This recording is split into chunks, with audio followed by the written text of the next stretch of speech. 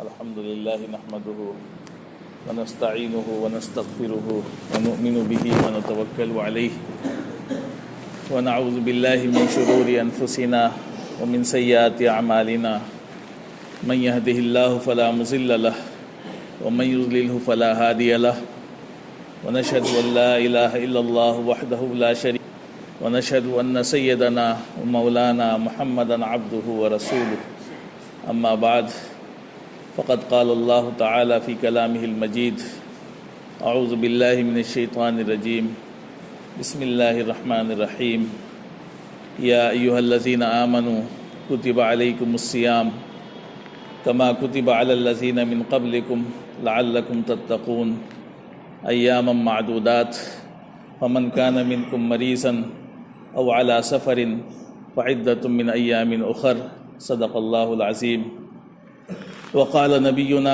محمد صلى الله عليه وسلم من صام رمضان إيمانا واحتسابا غفر له ما تقدم من ذنبه أو كما قال عليه الصلاة والسلام۔ محترم حضرات، اللہ تبارک و تعالیٰ کا بے پناہ شکر اور احسان ہے کہ اللہ تبارک و تعالیٰ نے ہمیں اور آپ کو رمضان المبارک جیسے مقدس مہینے سے فائدہ اٹھانے کا موقع نصیب فرمایا۔ یہ اللہ کا احسان ہے۔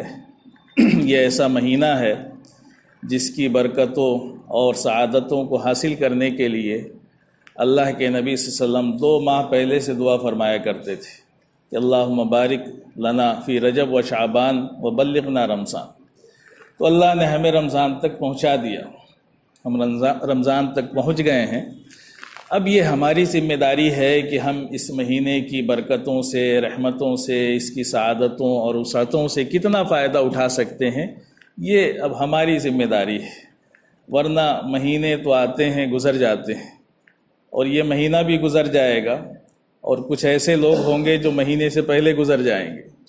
تو یہ رکنے والی چیز نہیں ہے، وقت نہیں رکتا ہے، نہ انسان رکتا ہے۔ ہماری عمریں گزر رہی ہیں، یہ دن اور یہ مہینے گزر رہے ہیں، اور ایک وقت آئے گا کہ ہم بھی گزر جائیں گے، یا زندہ رہے تو یہ مہینہ گزر جائے گا۔ تو دونوں چیزیں چل رہی ہیں، رکنے والی نہیں ہیں۔ تو اللہ کا بڑا احسان ہے کہ اللہ تبارک و تعالیٰ نے یہ مہینہ دے دیا ہے۔ اگلا مہینہ، اگلا رمضان کسے نصیب ہو نہ نصیب ہو، یہ اللہ کی مرضی پر موقوف ہے کہ کون اس دنیا میں رہے گا۔ آپ کو پتہ ہے کہ کل تک کتنے جنازے اٹھے ہوں گے، وہ بھی دل میں تمنا لیے بیٹھے ہوں گے کہ یہ رمضان ہمیں بھی نصیب ہوگا، لیکن اللہ نے انہیں بلا لیا اس مہینے سے پہلے۔ اور یہ جو دن اللہ کی طرف سے ملتے ہیں بڑے قیمتی ہوتے ہیں۔ حدیث میں آتا ہے ایک صحابی تھے جو اللہ کے راستے میں شہید ہو گئے، اور ایک دوسرے صحابی تھے جن کا انتقال ان کے 1 سال کے بعد ہوا۔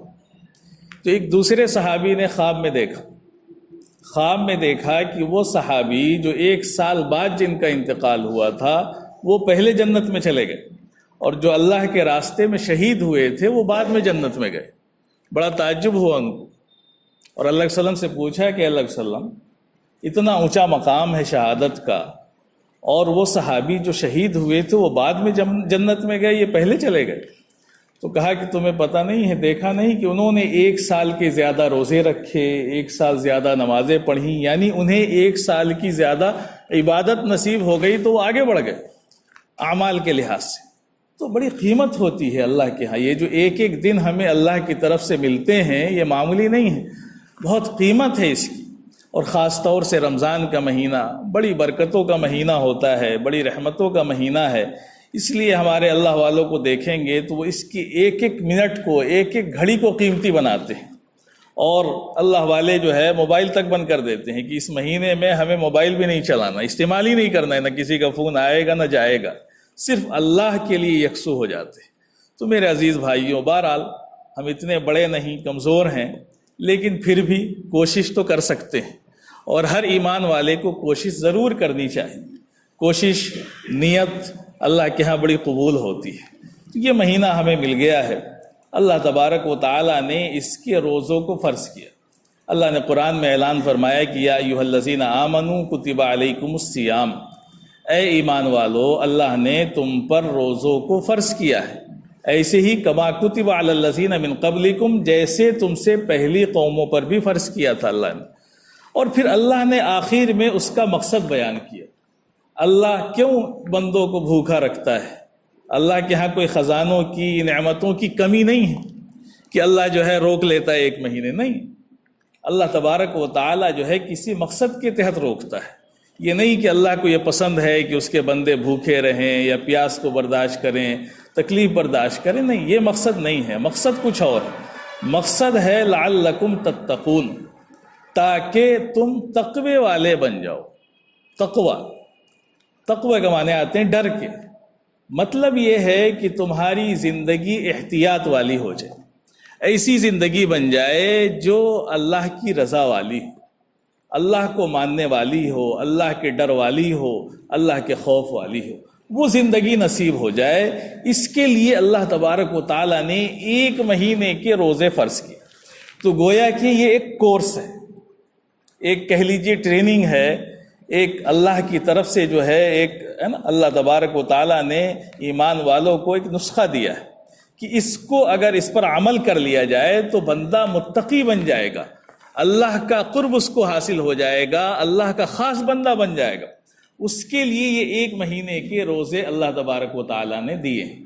تو اگر ان روزوں کو روزوں کی طرح رکھا جائے گا تب تو اس دوا کا فائدہ ہوگا، اس نسخے کا فائدہ ہوگا، اور اگر ویسے عمل نہ کیا جائے تو بہت سے رمضان آئے چلے گئے اور پتہ نہیں ہم نے کتنا فائدہ اٹھایا۔ تو اگر فائدہ اٹھائیں گے، جو اس کا مقصد ہے اس مقصد کو پورا کریں گے، تو آپ دیکھیں گے کہ یقیناً اللہ کی طرف سے یہ جو عمل دیا گیا ہے اس کا فائدہ آپ کو حاصل ہوگا۔ عید کے بعد اور رمضان کے بعد آپ کو محسوس ہوگا کہ یقیناً یہ مہینہ ہمیں جو ہے اللہ کا قرب دے کر کے گیا ہے۔ کہ انسان سال بھر جو زندگی گزارتا ہے، گناہوں میں رہتا ہے، اپنے کاروبار میں رہتا ہے، طرح طرح کی چیزوں میں رہتا ہے، تو اللہ کا اور اس کا رشتہ جو ہے جو مضبوط ہونا چاہیے تھا وہ کمزور پڑتا چلا جاتا ہے۔ تو جیسے گاڑی ہوتی ہے، انسان چلاتا ہے، چلاتے چلاتے چلاتے اس کے اندر کمیاں پیدا ہو جاتی ہیں، پھر وہ لے جا کر کے سروس کرا دیتا ہے، اور سروس ہو کر کے وہ گاڑی پھر اچھی ہو جاتی ہے اور پھر چلتی ہے کئی ہزار کلومیٹر، پھر دھیرے دھیرے اس میں کمیاں پیدا ہونے لگتی ہیں۔ یہی حال انسانوں کا ہے۔ اللہ نے ہمیں بنایا ہے جسم سے اور روح سے، تو روح کی غذا الگ ہے، جسم کی غذا الگ ہے۔ جسم کی غذا تو ہم سال بھر استعمال کرتے ہیں، کھانا پینا، خواہشات کو پورا کرنا، یہ ساری چیزیں جسم کی غذا ہیں۔ لیکن ایک روح جو اللہ نے رکھی ہے اس کی غذا اللہ کی بندگی ہے، اللہ کی عبادت ہے، اس میں یہ روزے بھی ہیں۔ تو اللہ نے الگ الگ قسم کی عبادتیں بندوں کو دی، اور مقصد ہے بندوں کی آزمائش۔ اللہ نے ایسی عبادتیں بھی دی جس میں کوئی پیسہ خرچ نہیں ہوتا ہے، نماز ہے، فری میں پڑھ لیتا ہے انسان، اور ایک عبادت ایسی دی جس میں مال ہی خرچ ہوتا ہے، زکوٰۃ۔ کچھ عبادتیں ایسی دی جس میں مال بھی خرچ ہوتا ہے، اس کا جسم بھی خرچ ہوتا ہے۔ تو الگ الگ عبادتیں بنائی تاکہ سارے بندوں کا امتحان ہو جائے کہ یہ میرا بندہ ہے کہ نہیں۔ بعض لوگ ہیں ان سے کہیے تو 1000 رکعت نماز پڑھ لیں گے، لیکن اتنے بخیل ہوتے ہیں کہ پیسہ نہیں خرچ کریں گے۔ تو ان کے لیے بھی دوسری طرف سے ایک عبادت آ جاتی ہے کہ یہاں تمہارا امتحان ہوگا کہ تم خرچ کرتے ہو کہ نہیں۔ اور بعض ایسے لوگ آپ کو مل جائیں گے کہ ان سے کہیے لاکھوں روپے خرچ کر دیں گے، لیکن کہیے کہ نماز پڑھ لیجیے، عبادت کر لیجیے، یہ نہیں ہو پائے گا، یہ بڑا مشکل کام۔ تو اللہ نے ایسا نظام بنایا کہ سب کو آنا ہے، سب کی آزمائش ہے۔ مال بھی خرچ کرو، بخل بھی پسند نہیں اللہ کو، اور عبادت بھی کرنی پڑے گی، صرف مال خرچ کرنے سے بھی کام نہیں چلے گا۔ تو دونوں چیزیں اللہ نے نظام بنایا۔ تو بہرحال یہ رمضان کا مہینہ جو ملا ہے بڑی سعادتوں کا مہینہ ہے، اس میں اللہ کی طرف سے آپ دیکھیں ایک الگ سے عبادت آ جاتی ہے روزے کے ساتھ ساتھ، جس کو تراویح کہتے ہیں۔ تراویح جو ہے ایک بڑا اونچا عمل ہے، سنت ہے، اور تراویح کے اندر 2 سنتیں ہوتی ہیں۔ ایک سنت تو مستقل چاند دیکھ کر کے تراویح کا پڑھنا اور چاند دیکھ کر کے ختم کرنا، یعنی یہ ایک مستقل سنت ہے کہ پہلے رمضان سے لے کر کے اور جب تک چاند نہ نکل جائے 29 تک 30 تک، تب تک ہمیں جو ہے تراویح پڑھنے کی، یہ ایک مستقل سنت ہے۔ اور ایک سنت یہ ہے کہ تراویح کے اندر 1 مرتبہ قرآن کا سننا، یہ الگ سنت ہے، دونوں الگ الگ سنتیں ہیں۔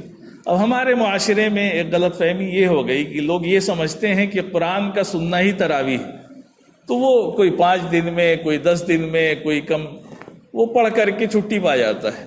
وہ سوچتا ہے کہ اب تراویح ختم، تو وہ ہر جگہ کہتا پھرتا ہے کہ ہماری تراویح ختم ہو گئی۔ تراویح نہیں ختم ہوئی، آپ قرآن ختم ہوا ہے۔ تراویح ختم ہوگی 30 تاریخ کو، 29 تاریخ کو۔ تو یہ بڑی غلط فہمی پیدا ہو گئی کہ لوگ سوچتے ہیں ہاں یہ ٹھیک ہے، آپ تجارت کرتے ہیں، بزنس کرتے ہیں، آپ کی مشغولیت ہے، ایک جگہ آپ نہیں رک سکتے ہیں، تو ٹھیک ہے آپ کم دنوں کی، زیادہ پاروں کی تراویح پڑھ لیں، ٹھیک ہے، اس کی گنجائش ہے اس مقصد سے کہ آپ کسی مشغولیت میں ہیں۔ لیکن آپ یہ سوچیں کہ اس کی وجہ سے جو 20 رکعت تراویح تھی وہ بھی ختم ہو گئی، وہ ختم نہیں ہوئی آپ کی۔ آپ گھر میں ہیں، گھر میں پڑھ سکتے ہیں، کہیں دوسرے شہر میں ہیں وہاں پڑھ سکتے ہیں، کہیں بھی ہیں، لیکن وہ 20 رکعت مستقل پڑھنی پڑے گی آپ کو، وہ الگ سنت ہے اور یہ الگ سنت ہے۔ تو ہمیں دونوں پر عمل کرنا چاہیے۔ اللہ کا سب سے زیادہ قرب کس سے نصیب ہوتا ہے؟ سجدوں سے نصیب ہوتا ہے۔ اور یہ سجدے تراویح میں ہمیں کتنے مل جاتے ہیں؟ 20 رکعت تراویح، 40 سجدے آپ کو مل۔ کتنا بڑا اللہ کا احسان ہوا کہ اللہ آپ کو بار بار اپنے سامنے جھکنے کا، اپنی ناک کو رگڑنے کا، اپنی بندگی کے اظہار کرنے کا موقع دے رہا ہے، اور آپ اس کو چھوڑ کر کے مشغول ہیں دوسرے کاموں میں، تو کتنی بڑی محرومی کی بات ہے۔ تو اللہ نے ہمیں روزہ دیا ہے مشق کے لیے، ٹریننگ کے لیے، تاکہ ہم سب متقی بن جائیں، ہماری زندگی تقوی والی، پرہیزگاری والی، احتیاط والی اور ایمان والی ہو جائے۔ اس لیے اللہ نے یہ ہمیں مختصر سا وقت دیا ہے، جس کو کہا اللہ نے قرآن میں فرمایا کہ ایام معدودات، یہ جو روزہ فرض کیا گیا ہے پورے سال کا نہیں ہے، 6 مہینے کا نہیں ہے، بلکہ ایام معدودات، چند دن ہے۔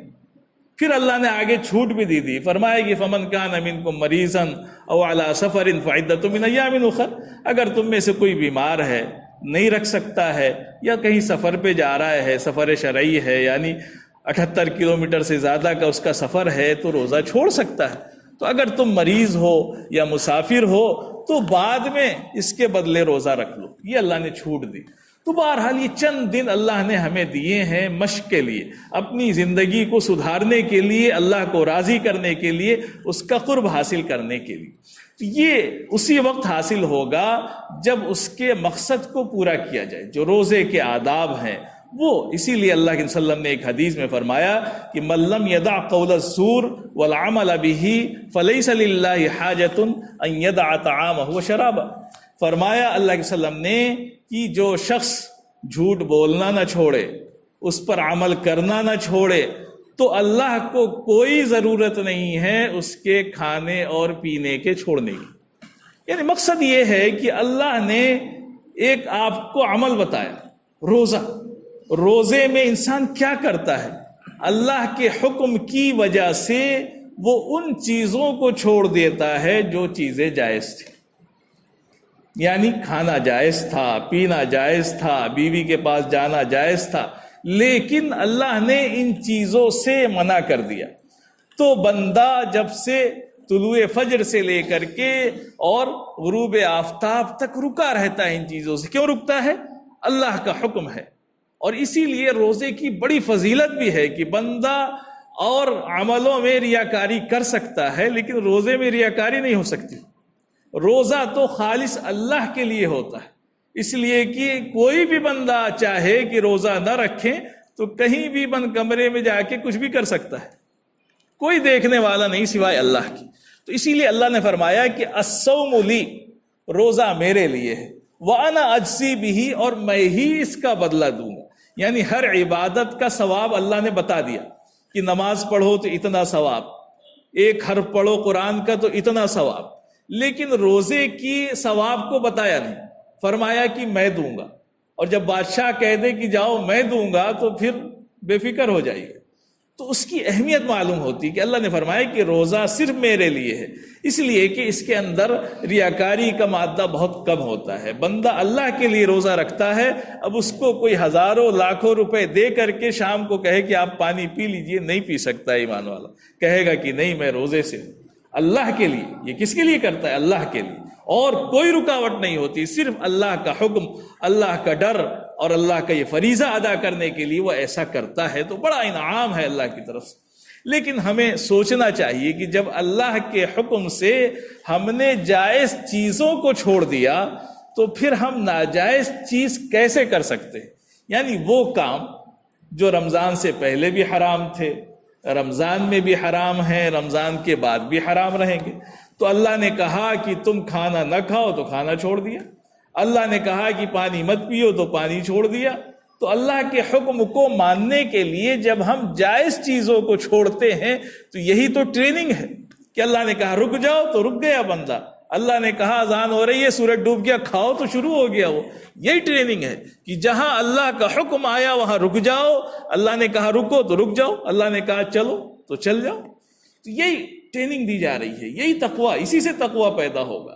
لیکن اگر ایمان والا اس حالت میں کہ وہ رمضان میں اللہ کی جائز چیزوں کو اللہ کے حکم کی وجہ سے چھوڑ دیتا ہے، لیکن ان چیزوں کو کرے جو اللہ نے پہلے بھی حرام کر رکھی تھی، جھوٹ بولتا ہے، غیبت کرتا ہے، رشوت لیتا ہے، حرام مال کماتا ہے، تو جو چیزیں پہلے بھی ناجائز تھیں اور وہ روزہ رکھ کر کے بھی کرے، تو آپ بتائیں کہ ایسے روزے سے ملے گا کیا فائدہ ہوگا؟ تو جو نتیجہ اللہ نے بتایا لعلکم تتقون وہ حاصل نہیں ہوگا، اور جب وہ حاصل نہیں ہوگا تو آپ کا بھوکا رہنا، پیاسا رہنا، تکلیف برداشت کرنا یہ کوئی معنی نہیں رکھتا ہے۔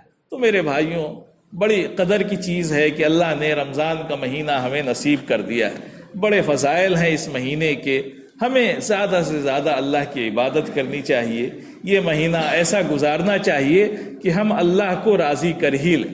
اسی لیے اللہ نے 3 عشرے بنائے، پہلا عشرہ رحمت کا ہوتا ہے، دوسرا مغفرت کا، اور تیسرا جہنم سے خلاصی کا۔ یہ 3 عشرے بنائے ہیں، اور اللہ والوں نے اس کے بارے میں لکھا کہ یہ جو ہے 3 طرح کے لوگوں کے لیے ہیں۔ ایک اللہ کے خاص بندے ہیں جو سال بھر اللہ کو راضی کرنے میں لگے رہتے ہیں، تو ان کا کیا کہنا ہے؟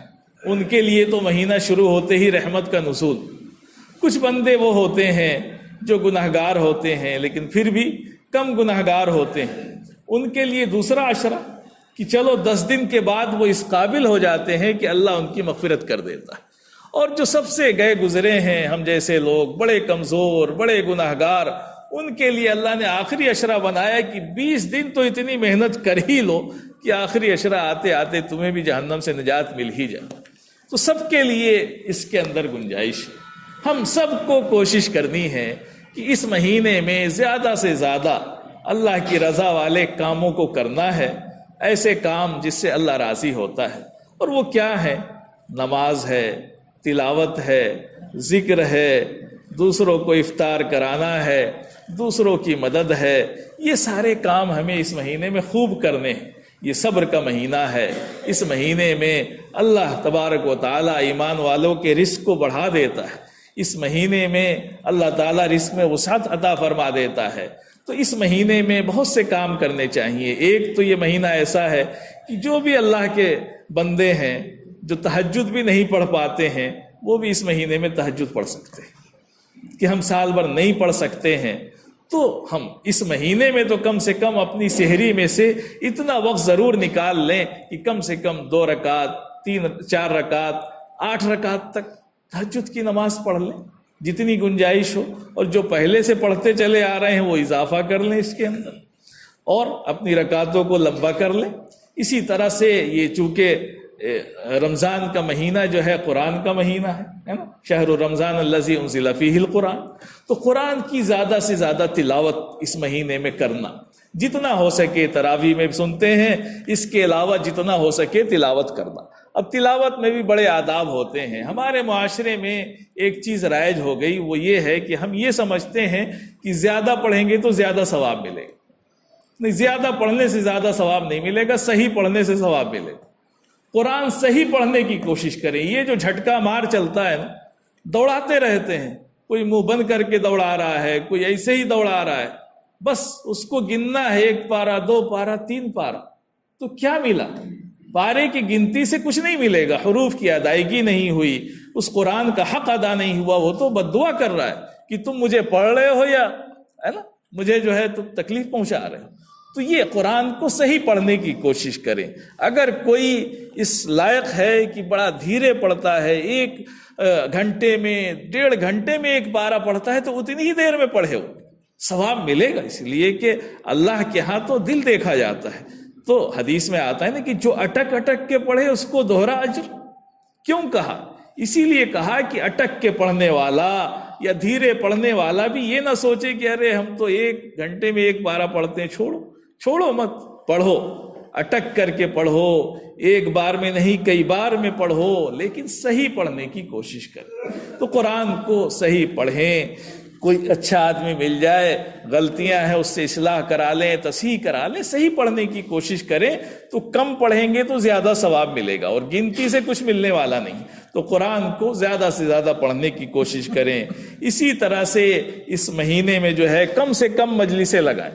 یہ جو مجلسیں لگتی ہیں نا، لوگ بیٹھتے ہیں ادھر ادھر، یہ مجلسیں بڑی خطرناک ہوتی ہیں، اور زیادہ تر اس میں گناہ کی باتیں، غیبت کی باتیں ہوتی ہیں، اور حدیث کے مطابق تو بعض لوگوں کے ہاں غیبت سے روزہ بھی ٹوٹ جاتا ہے، اس لیے کہ حدیث میں آتا ہے کہ غیبت کرنا ایسا ہے جیسے کہ اپنے بھائی کا گوشت کھانا۔ تو گوشت کھائیں گے تو روزہ ٹوٹے گا کہ نہیں؟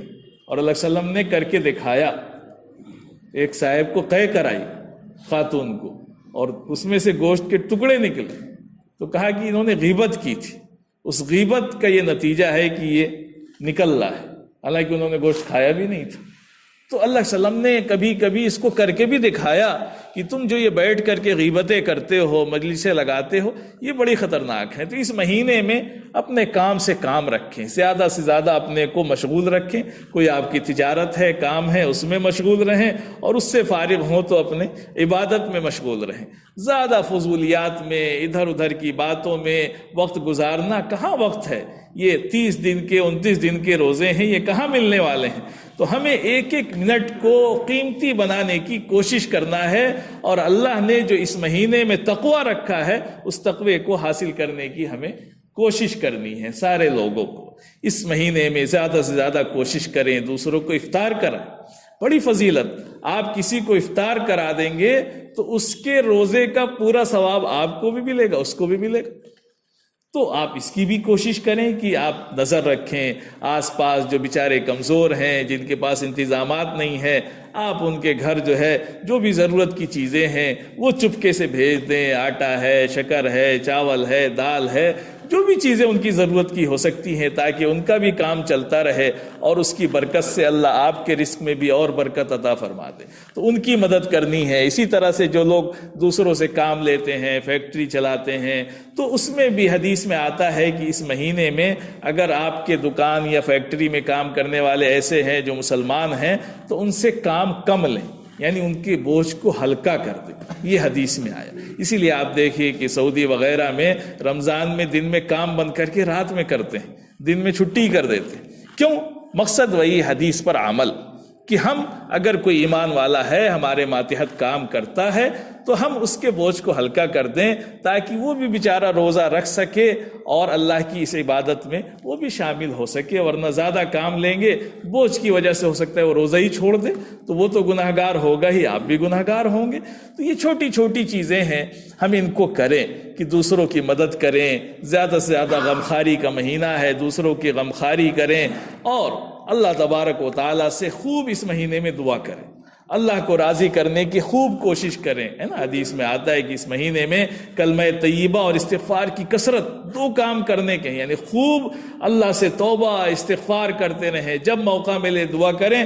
خاص طور سے افطار کے وقت، وہ وقت ہمارا بڑا فارغ ہوتا ہے کہ اب افطار کے لیے بیٹھ گئے، 5 منٹ 4 منٹ 10 منٹ جو ہمارے پاس وقت ہے، اس وقت خوب دعا کریں، وہ دعا کی قبولیت کا وقت ہوتا ہے۔ تو ہم چاہیں ہاتھ اٹھا کر کے دعا کر لیں، ہاتھ اٹھانے میں شرم محسوس ہو، آنکھ بند کر کے اللہ سے دل ہی دل میں دعا کر لیں، جیسے چاہیں اللہ سے دعا کر لیں۔